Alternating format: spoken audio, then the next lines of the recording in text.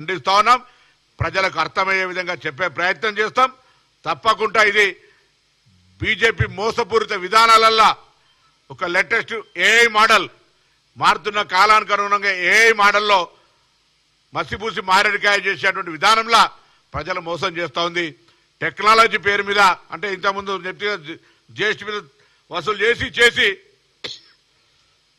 ఇప్పుడు చేయమంటే వాళ్ళ గొప్ప మెహర్బానీ చేసినట్టు ఫీలింగ్ ఇచ్చే ప్రయత్నం చేస్తూ ఇది పొరపాటు అని తెలియజేస్తాను.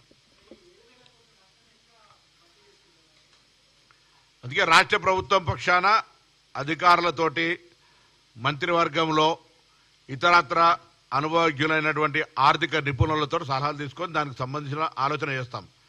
కానీ ఫెడరల్ సిస్టంలో కేంద్రము బాధ్యతారాహిత్యంగా వివరించేటువంటి అంశం వల్ల ఇటువంటి ఆర్థికపరమైన ఇబ్బందులు రాష్ట్రాలకు ఏర్పడ్డప్పుడు కేంద్రం పెద్దన్న పాత్ర పోషించి ఆ రాష్ట్రాలకు అండగా ఉండాల్సినటువంటి పరిస్థితి.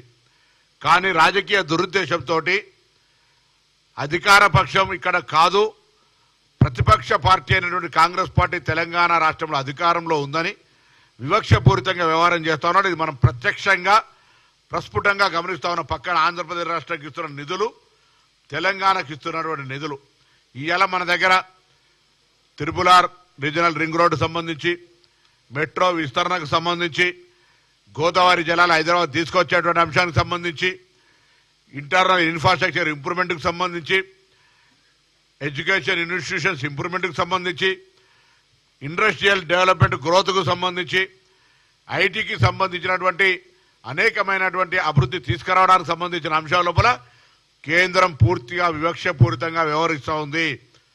అయితే సొంత రాష్ట్రం గుజరాత్ లేకపోతే ఇవాళ ప్రభుత్వానికి 11 నెంబర్గా కాళ్ళలాగా నిలబడడానికి అవకాశం ఇచ్చినటువంటి ఆంధ్రప్రదేశ్కో బీహార్కో తప్ప ఎన్నికలున్న బీజేపీ ప్రాంత రాష్ట్రాల్లో తప్ప ఎక్కడ కూడా నిధులు కేటాయించే ప్రయత్నం జరుగుతలేదు.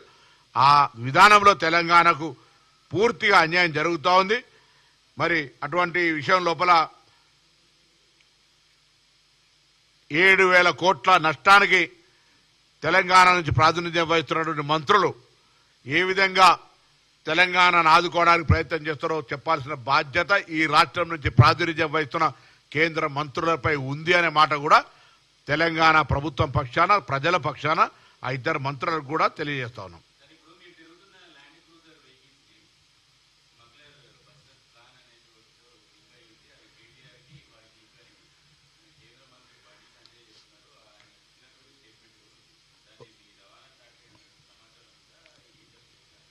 నేను ఎంక్వైరీ చేస్తాను. అది వాస్తవంగా మా ప్రభుత్వం కంటే ముందు వచ్చినటువంటి వాహనాలు మాకు ప్రభుత్వం సమకూర్చింది, మేము దాన్ని వాడుకుంటా ఉన్నాం. మా సొంత వాహనాలు కాదవి. అటువంటి ఒక స్మగ్లింగ్ వాహనాలు అయితే తప్పకుండా రవాణా శాఖ తరఫున తగిన చర్యలు తీసుకుంటాం. వారి ప్రకటనను ఫిర్యాదుగా స్వీకరించి రవాణా శాఖ తరఫున విచారణ చేస్తాం. కానీ ప్రభుత్వంలో బాధ్యత గల ప్రభుత్వం ఆ వాహనాలకు సంబంధించిన వ్యవహారంలో నాకు ఫైండింగ్స్ అంటే దానికి సంబంధించినటువంటి పూర్తి వివరాలు తెలివాయి కాబట్టి నేను ఎక్కువ చెప్పడం లేదు. కానీ ఒకవేళ అటువంటి స్మగ్లింగ్ వాహనాలు కొని ఉంటే అది బరాబర్ పొరపాటే.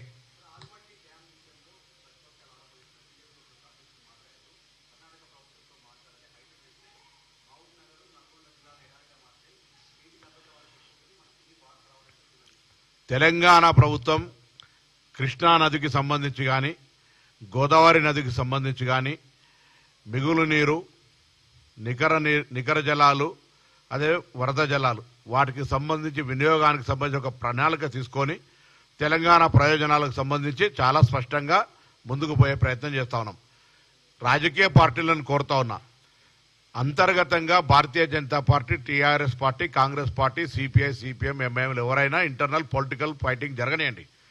కానీ పొరుగు రాష్ట్రం నుంచి తెలంగాణ ప్రయోజనాలకు భంగం కలిగేటువంటి పరిస్థితి వచ్చినప్పుడు వాళ్ళంతా కూడా సానుకూలంగా ఒకే వేదిక మీద నుంచి తెలంగాణ ప్రజల, తెలంగాణ ప్రయోజనాల రక్షణకై ముక్త కంఠంతో రావాలని నేను విజ్ఞప్తి చేస్తా ఉన్నా.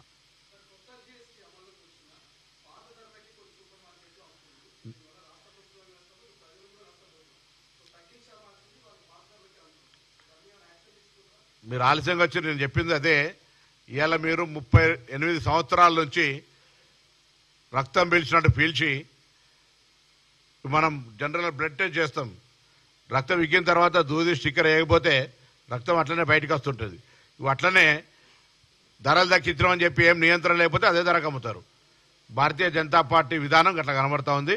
మేము జీఎస్టీ తగ్గించడం పండుగ జరుపుకోమంటారు, క్షేత్రస్థాయిలో అది లేదు అనే చెప్పడానికి ప్రయత్నం చేసిన.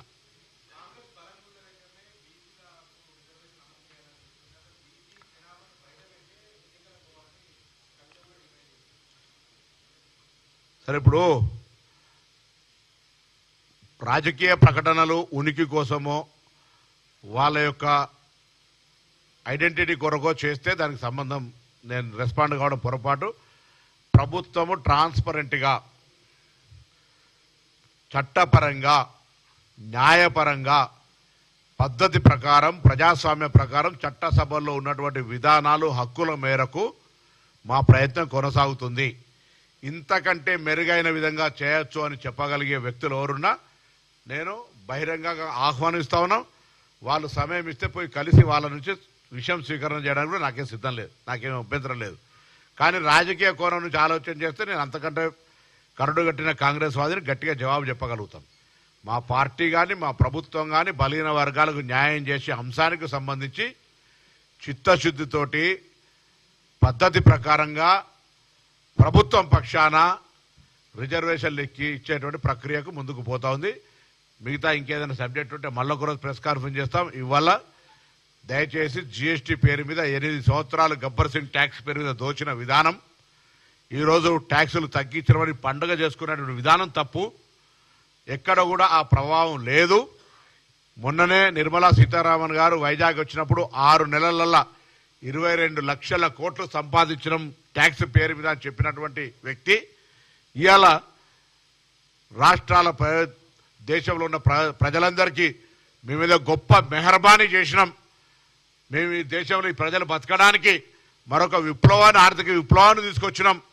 ఆనాడు ఇందిరాగాంధీ గారు ఇచ్చిన గరీబీ హఠావోనో లేకపోతే పేదరిక నిర్మూలనకు చేసినటువంటి పెద్ద విప్లవాత్మక కార్యక్రమం చేసినట్టు చెప్పుకునే ప్రయత్నం చేస్తున్నారు. ఇది దురదృష్టకరం. రాజకీయాల్లో ఇంత దిగజారుడుతనం ఉంటుందని నేను అనుకోలే.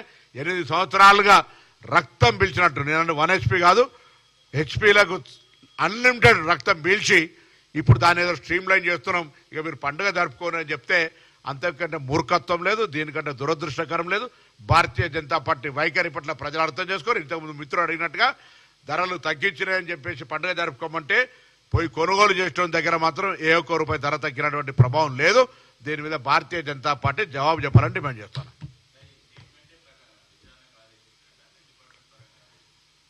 డిపార్ట్మెంట్